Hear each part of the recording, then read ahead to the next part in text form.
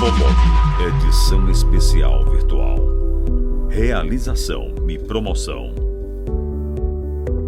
Patrocínio.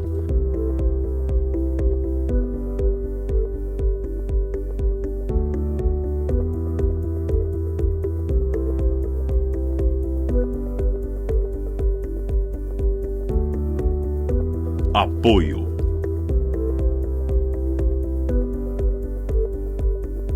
Apoio institucional. Parceria.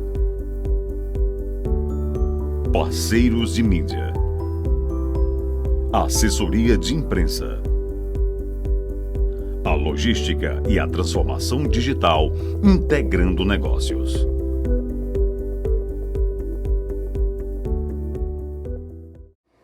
Olá, obrigada por participar da 15ª edição da Expolog, Feira Internacional de Logística. Seja muito bem-vindo ao seminário Oportunidades para os Jovens Profissionais na Logística. Em um ano tão desafiador como está sendo de 2020, a reinvenção da empregabilidade é o nosso tema central. Cases inspiradores, jornadas de sucesso, a crise geradora de oportunidades e muito mais.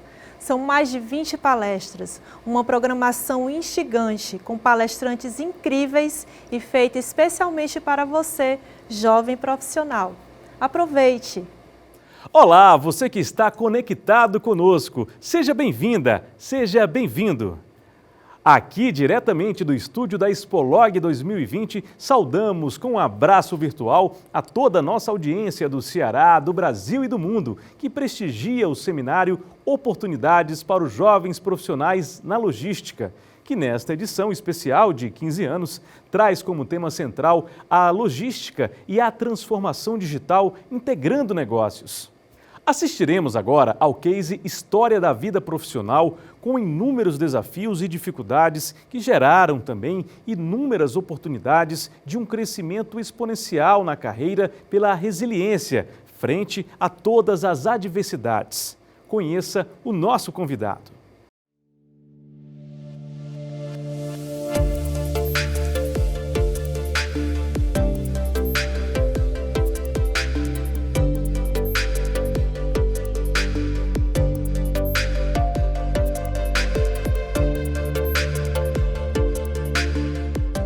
Que é o seminário para os jovens, passa essa experiência aí do jovem, uma história de vida com inúmeros desafios, a dificuldade que geram também inúmeras oportunidades, né? Em crescimento exponencial frente às adversidades. Então, sempre acredita que o crescimento vem através aí das adversidades, né? Então, eu sou criado em São Paulo, né, e vim morar aqui no estado do Ceará desde 1995, né? Então, estou aqui no estado aí fiz a minha vida profissional, mesmo morando em São Paulo, toda aqui no Ceará. Então, eu comecei a minha vida profissional na Brat Consultoria, né? Aí na Brat Consultoria, a gente teve a oportunidade de trabalhar aí na Brat Consultoria, tive a oportunidade de trabalhar aí no Grupo Otosh, tanto nas lojas Esplanadas como no Esplanode, que naquela época, né, a gente iniciou um processo aí de cabotagem, de confecção, né, do grupo, né? A gente teve a oportunidade de começar esse processo lá e depois o grupo continuou usando a cabotagem até as suas incorporações, que mudou aí a questão dos autónomos, mudou a questão empresarial, mas eles foram militantes desde a nossa passagem lá como consultor da cabotagem via Contentes. Depois tivemos uma experiência na INCA, no Ninho Santa Lúcia, com o empresário Alexandre Salles. Lá a gente teve a oportunidade de desenvolver um projeto pioneiro na questão aí de comercialização de massas alimentícias, né? Então, a gente iniciou aqui no estado do Ceará uma tradição de pré-venda, né? Foi estudada toda a questão das rotas, né? E tinha uma tradição das indústrias grandes de massas alimentícias utilizar a rota utilizar as rotas com as combis, né, ou com caminhões, né? Então acabava você tendo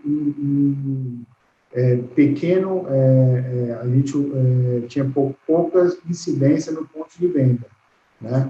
Isso para um mercado que era de alto consumo ou marcas renomáveis como cigarro ou até a fábrica Fortaleza que tinha N produtos e fazia a comercialização garantida, isso poderia funcionar, mas a Inca, a Santa Lúcia não tinha uma participação tão grande no mercado.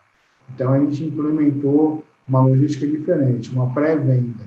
Então, ia primeiro o vendedor tirando os pedidos e atrás dessas pré-vendas ia os caminhões, as Kombi fazendo a entrega e também tirando pedido. Então, a gente aumentou a incidência aí de visitas no ponto de vendas, como a gente não tinha uma grande participação ou uma grande nível de venda, isso aumentou o nosso faturamento, chegamos a triplicar o faturamento com essa logística de rotarização e essa diferenciação da concorrência, porque em alguns momentos você imagina que o que é mais moderno é o que seu principal concorrente está fazendo, mas não, você tem que criar um modelo específico para cada cliente e cada nicho de mercado. Então, na logística, às vezes, não adianta você ter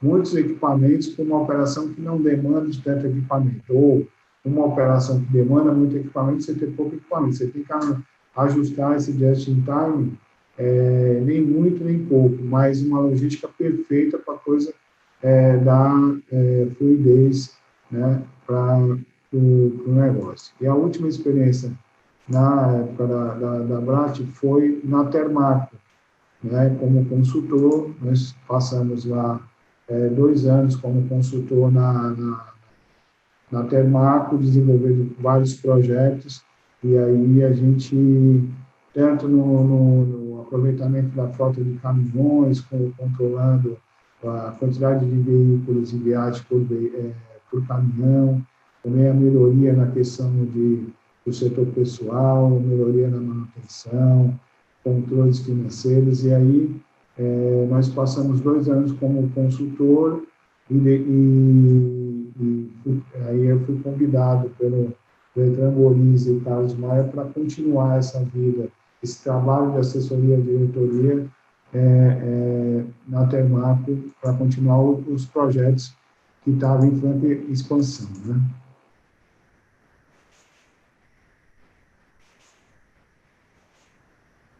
Então, na Termaco, a gente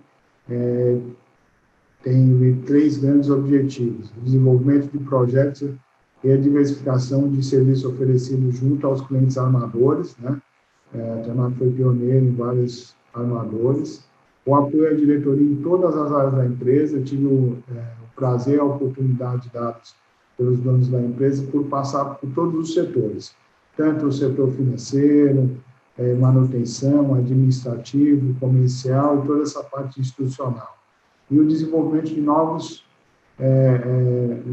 negócios portuários no estado do Ceará, no estado do Pará e no estado de Amazonas.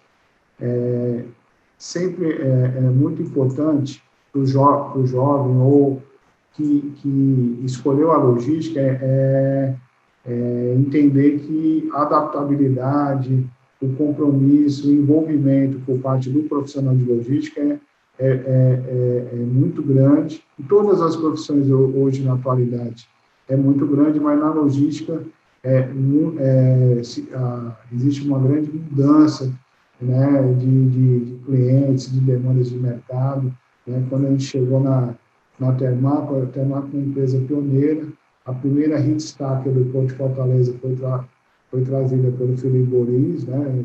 Trouxe até 2 Hitstacker. A primeira Top Loader do Porto de Belém foi trazida pela Termac, né? E Porto de Manaus a gente também desenvolveu operações tanto no terminal e também em alguns momentos na área da operação portuária. Mas no desenvolvimento com os armadores, a gente, quando a gente chegou na Termac, a gente iniciou os depots de vazio. O primeiro depot de vazio, que é o depósito do contêiner vazio no estado de Ceará, foi na Termac, e a gente tinha todos os controles manuais, né? Então, era uma época que existia uma planilha, o apontamento do contêiner,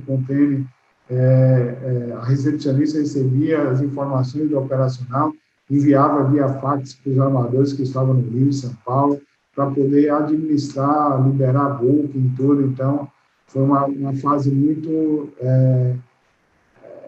arcaica do processo. Então, e aí a gente cresceu junto com os armadores, né, com contratos com a Sul, com a Maersk, né? Então, a gente informatizou toda a Termac na área de administração de contêiner vazio, administração de contêiner cheio, né? Então, tudo passou por toda essa coordenação, essa oportunidade, esse envolvimento, tanto da parte da gestão com as pessoas que realmente fazem o processo, entender a cadeia, né? Então, quando a gente foi para o depot de vazio, teve funcionários que jogaram a prancheta no chão, falando que isso aqui não ia dar certo na Termac, e mesmo assim a gente insistiu, conseguimos informatizar. Quando a gente teve no porto também, quando a gente operava um navio de containers, parecia uma coisa.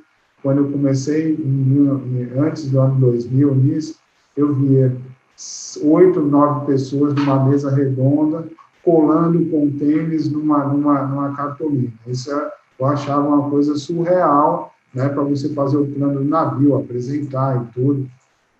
Começamos com sistemas mais arcaicos até a total informatização, que é o lançamento do contêiner entrando, você criando o pátio virtual, do pátio virtual indo para o plano, e você atendendo os planners nos navios, né? Então, tudo isso foi aprendendo, fazendo, né? Então, não estava nos manuais, não estava escrito, estava interagindo com os clientes internacionais e recebendo essas informações e implantando, né? Em 2004, 2003 para 2004, a gente entra com parceria com a Maersk, e começa esse processo de exportação de frutas e tudo, e aí a Maersk apresenta um novo sistema, o RKM e o BAS.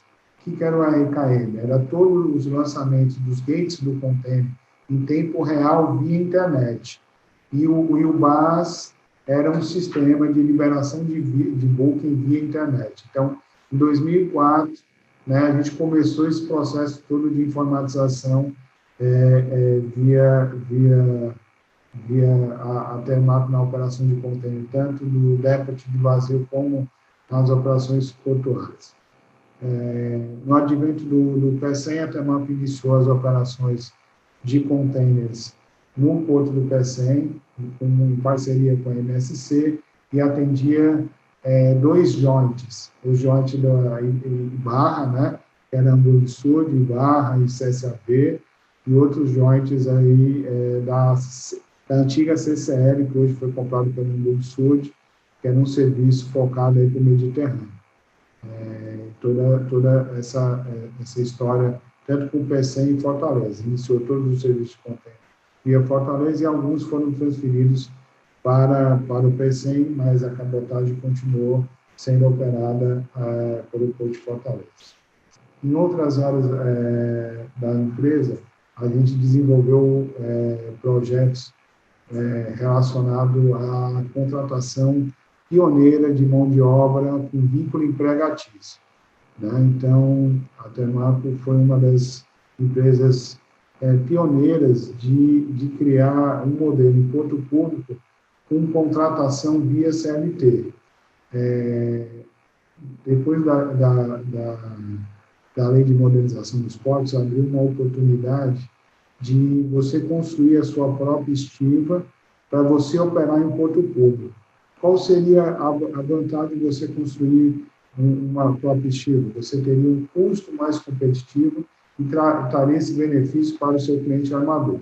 Então, existiu junto ao Ministério do Trabalho localmente, né, a Secretaria do Trabalho, a gente apresentou um estudo via consultor que a gente poderia contratar regressos do sistema de trabalhador avulso para trabalhar na iniciativa privada, onde ele ia pedir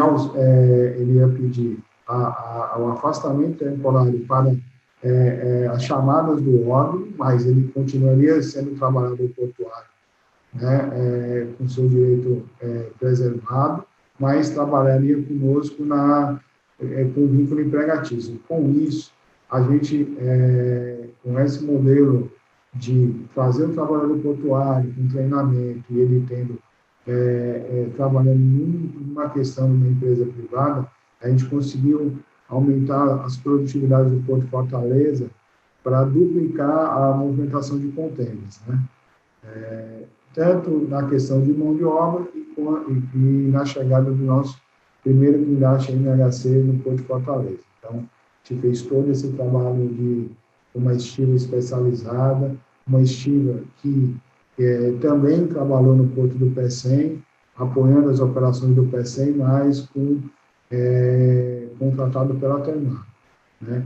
Então, a gente teve toda essa experiência. Importante para o jovem, nós estamos falando aqui de temas de envolvimento de funções que, teoricamente, não é do executivo de logística.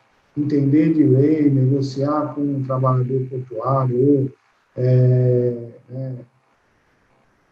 para você fazer a sua cadeia de logística, você tem que ter o discernimento de resolver tudo que está envolvido na cadeia, né? Então, nesse momento, a gente tem um grande desafio de manter os serviços, né, com preço competitivo para o armador, onde a operação de contêiner sempre vem aí com necessidades de aumentar o volume.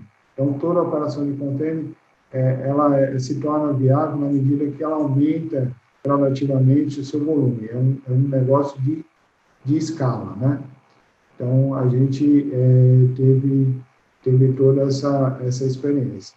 A questão de trabalhar em outros estados e ser escalado pela empresa para trabalhar em outros locais. O profissional de logística, ele tem que estar sempre aberto a novas experiências ou novas oportunidades.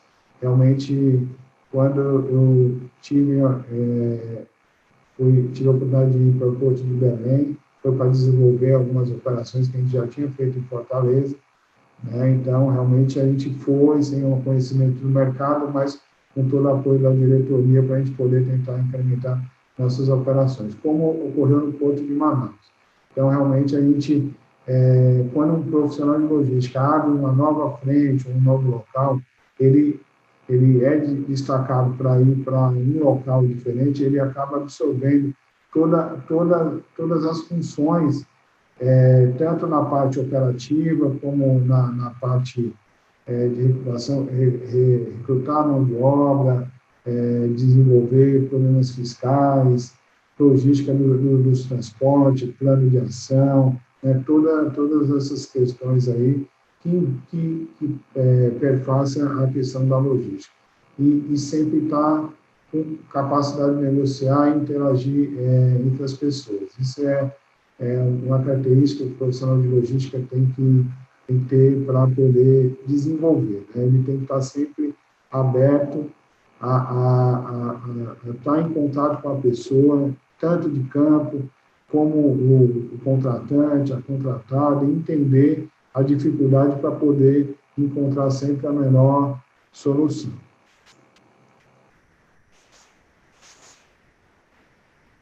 Agora, estamos agora na questão da TECER, né? Em 2007, a gente teve a oportunidade de ser transferido da Termac para a TECE, e com isso, desde 2007, nós estamos como executivo oriundo da Termac, mais na TECE. Então, os nossos principais objetivos: desenvolver políticas comerciais, relacionamento com os clientes e ações institucionais, elaboração de projetos operacionais de movimentação portuária, utilizando o Porto do Pecém, identificar novas possibilidades de negócio e integração de todos os modais. No Porto do Pecém, em 2007, quando a gente iniciou, a Termac já era operadora e houve uma sociedade entre a Termac e a Tomé Equipamentos, na pessoa do seu Laércio Tomé, primeiramente com o nosso presidente Felipe Boris e depois com os nossos atuais diretores acionistas, Carlos Maia e Bertrand Boris, onde houve a fusão dessas duas empresas tradicionais, uma quantidade de equipamento que em 2007 nos credenciaram para quadriplicar a movimentação que a Termac fazia via o Porto Pecém. Nesse primeiro ano, de 2007, a gente pulou de uma movimentação que nós movimentávamos no Porto Pecém em torno de 1.500 contêineres mês, a gente pulou para 6.000 a 7.000 contêineres de um ano para o outro, né, devido à incorporação de 2 guindastes tipo MHC, em torno aí de mais de 25 empilhadeiras e 18 caminhões, fora os caminhões de apoio dos acionistas, e uma mão de obra inicial de 280 pessoas. No nosso modelo de negócio, eu tive a oportunidade em 2006 fazer todo o plano de negócio da TECE, foi feito pelo Paulo Fachin, nosso diretor financeiro, e pela Tomé foi o Laércio Tomé e o Gomes, que era o diretor financeiro da Tomé. E como a gente fez a TECE foi criada para ser um operador portuário de contêiner, e fazendo movimentações de carga geral, ocorreu que nossa grade de profissionais eram profissionais muito parecidos com terminais TUPs que eram feitos no Brasil, como SUAP, né, e até a própria nosso concorrente aqui, antiga CTO e hoje APM. E não existia, né, nessa época da concepção do projeto, uma função de comercial, de um terminal que teria poucos clientes, né? Não teria essa função de relacionamento com o cliente do armador, relacionamento com os órgãos intervenientes, essa facilitação entre esse colchão entre o operacional e o cliente do armador, o armador e os órgãos intervenientes. Então, como eu já tinha uma grande experiência de desenvolver projetos, né, nesse tempo de Termac, eu me credenciei a exercer essa função, que no decorrer do planejamento em 2006 foi visto que seria muito necessário e seria um diferencial da empresa, onde os nossos clientes iniciais era a Hamburgo Sul e a Aliança, que tinha naquele momento um foco muito grande no cliente, né? E então isso foi muito bem visto pelo nosso cliente armador e os outros armadores como a CSB, CSAB, CGM,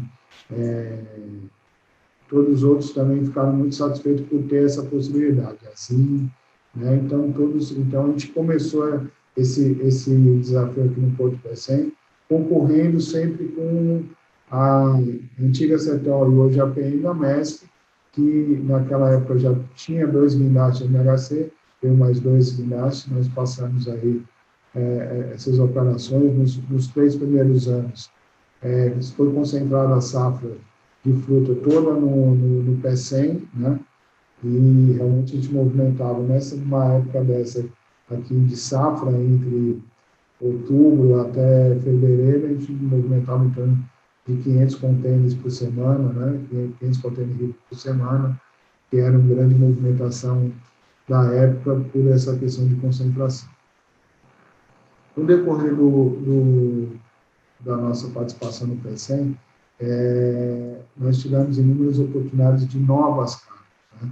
Então, realmente, a gente desenvolveu aí toda essa exportação aí de pá eólicas. Desde essa época, a gente iniciou com as exportações de pá eólica via no sul da Aeres para projetos da Acciona, no sul do país.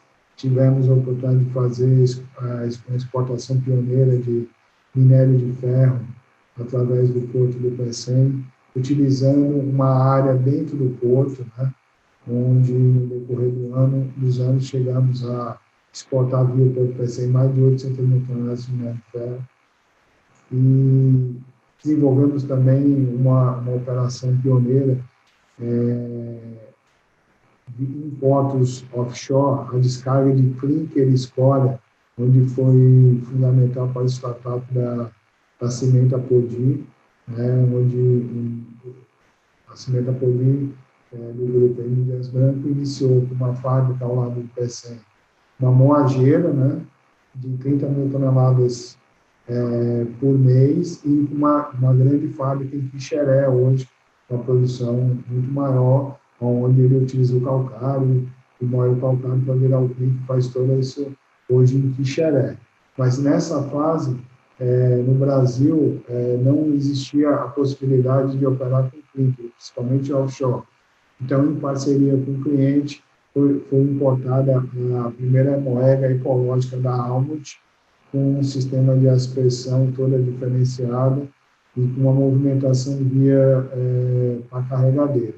Então, essa moega foi montada aqui no Porto do PECEM, numa área, foi levada essa moega até a área operacional, onde no startup da fábrica a gente movimentou 2 anos seguidos em torno de 800 mil toneladas de clinker e escória no começo da fábrica, e depois, com o início das operações em Quixeré, as operações se estabilizaram, e aí toda essa matéria-prima, de vez em quando importada, está sendo utilizada das minas de calcário ali da região do Quixeré.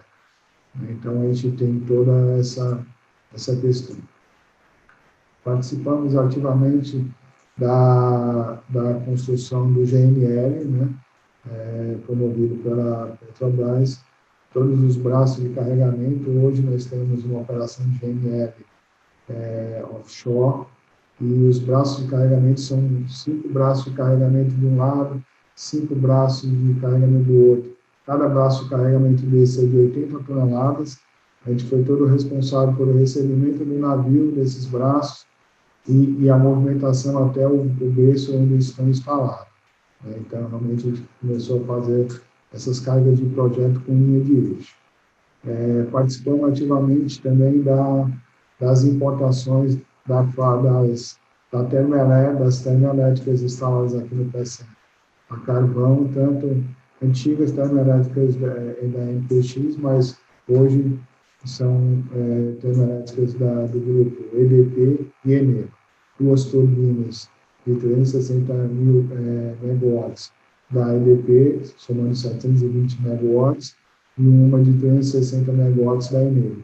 Então, todas essas peças importadas, e forno, tudo isso foi movimentado aí em 70% tudo pela TCE Terminais, né, via o Porto do PECEM.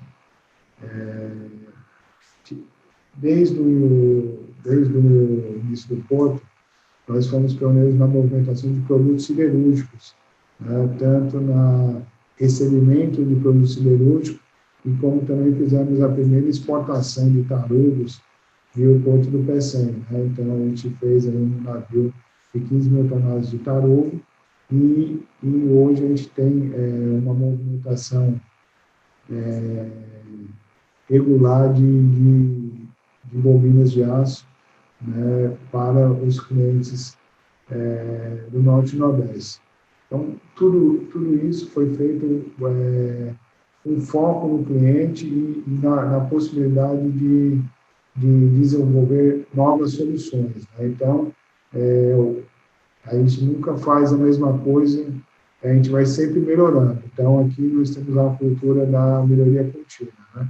Então, a gente se a gente for fotografar a primeira operação que a gente fez de descarga de bobina, como a gente fazia, né, que a gente usava os cabos de aço, usava carretas sem uma proteção nas bobinas, e hoje a gente usa fita, né, uma tecnologia de poliéster, todos os nossos caminhões, nossos suportes dos caminhões são diferenciados, registrados no Ministério do Trabalho, toda a questão de procedimento de segurança, isso tudo engloba preocupação da nossa movimentação e a melhoria e a sempre trazer segurança para o processo operacional.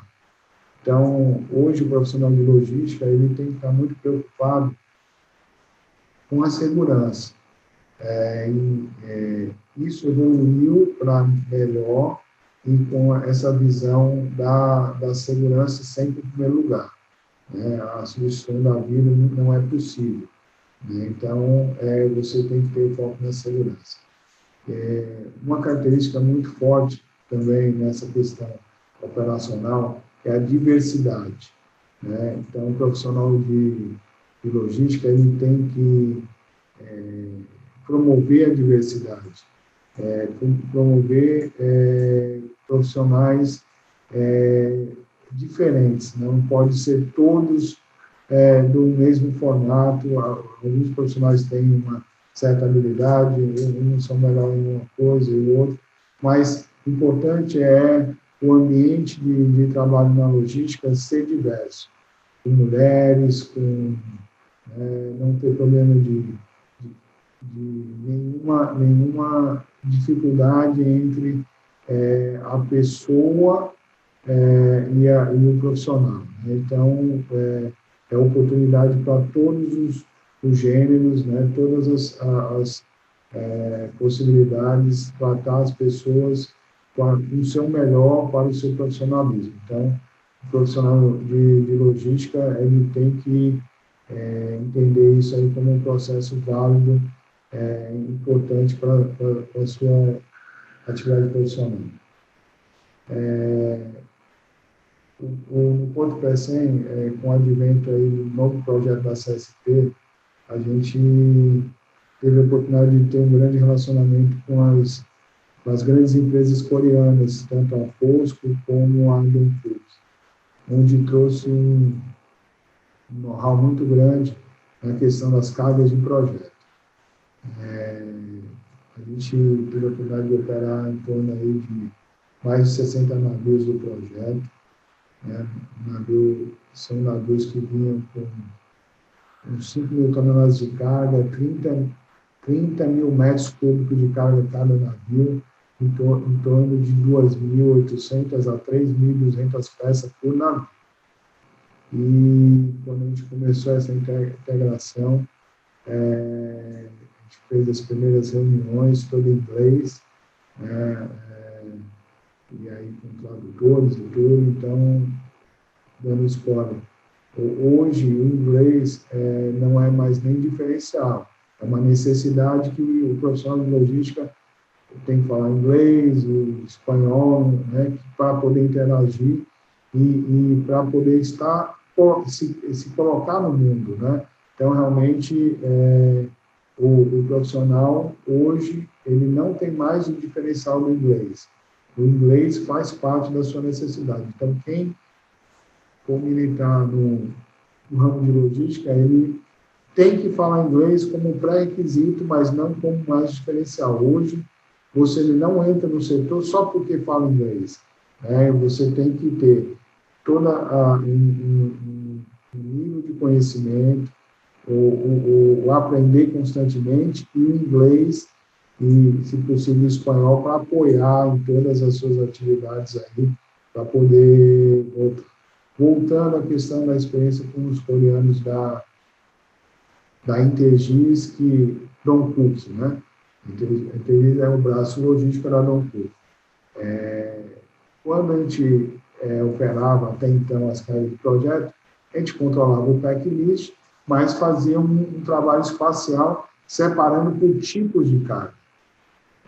E era assim, a gente não conseguia fazer um trabalho como o do container. Né? Do container você fazia o pateamento e você tinha a posição de container por container. Na carga de projeto, a gente segregava os tipos de cargas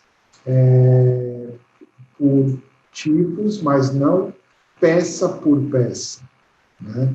E com isso a gente houve todo um trabalho, né, com incremento de mão de obra e tudo, a Inteligência do Clube trouxe um know-how de administrar um navio que descia com em torno de 2.800 a 3.000 peças, tinha todo o mapeamento das 3.000 peças no pátio. E no momento da expedição, era feita a expedição conforme a sequência possível operacionalmente, mas toda controlada e administrada. Então, tudo funcionava dentro da lógica de montagem que era feita a siderúrgico. A siderúrgico passou 3 anos e meio aí para ser montada, finalizada. Então, todo o trabalho de recebimento do navio, armazenagem, expedição, transporte, até a fábrica, isso tudo alinhado com o EP System, que é a POSCO, foi trabalhado todo esse know-how, né, juntamente aí com uma parceria que foi feita aí com a Intergis durante a descarga da carga do projeto e a TCE, e realmente, no final do projeto, um projeto de sucesso, projeto vencedor, nível 0 de avaria, e aí a gente conseguiu fazer isso. A gente está caminhando aqui para o final. Eu queria só colocar aí também que a gente fez um grande benchmark para fazer as operações da CSP, utilizando um network que nós tínhamos em outros portos do país, trazendo gente para especializar toda essa nossa mão de obra. Todo esse relato eu fiz, eu posso ter esquecido algumas partes da nossa vida profissional, mas deixar o sentimento que o profissional de logística se envolve, né? E o profissional de logística aprende todo dia. Todo dia é uma novidade para o profissional de logística, e que é importante que o profissional tenha em mente que nunca aprenda de aprender. Né? O desafio hoje de qualquer profissional da logística ou profissional que exerce a função ou como empresário, empreendedor, ou na iniciativa privada, ou no setor público, é você ter a motivação de se reinventar todo dia, porque realmente é daí que surge o envelhecimento profissional seu, hoje as pessoas são movidas por projetos e tudo isso depende aí da sua motivação de resolver problemas. Esse que é o grande questão do mundo moderno. Toda hora se reinventando, toda hora resolvendo problemas, mas não como um peso, mas como um objetivo para engrandecimento e para ser tanto um profissional melhor como uma pessoa melhor. Agradeço a Alessandra, a nossa líder aí do painel, pela oportunidade de falar aí para o público jovem, que espera aí ter colaborado com algumas histórias ou com algumas informações e mostrar para o jovem que escolheu a logística que é uma excelente oportunidade de crescimento profissional e como pessoa também você vai ter a oportunidade de se relacionar com o mundo todo. A logística hoje é feita no mundo todo e é um profissional do mundo, né? Então, eu agradeço novamente a todos e obrigado.